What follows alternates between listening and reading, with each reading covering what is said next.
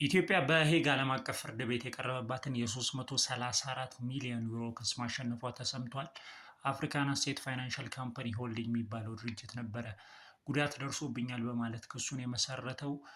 ኢትዮጵያም ስትከራከር ቆይታ በመጋቢት 22 ማለትም ማርች 31 2026 በፈረንጆቹ ዓመተ ምህረት ያሸነፈችው ሙሉ የኢትዮጵያንም ወጪ ይኸው ድርጅት እንዲከፍል ተደርጓል። የክሱም መንስኤ በኢትዮጵያ ውስጥ የሚገኙት ካፒታል ሊዚንግ የትላልቅ እቃዎች አከራይ ድርጅቶች ኢንተርናሽናል የሆነ ኢንሹራንሳቸውን በብር እንዲቀመጥ ብሔራዊ ባንክ የሚደነግግ ደንብ አውጥቶ ስራ ላይ ያውላል። ይህንም ደንብ በመቃወም ነው አፍሪካን አሴት ፋይናንሻል ካምፓኒ ሆልዲንግ የሚባለው ክስ የመሰረተውና ያው የተሸነፈው በአጠቃላይ ያለው ሁኔታ ይህንን ይመስላል። ሪፖርተር ነው ያደረሰን መልእክቱን።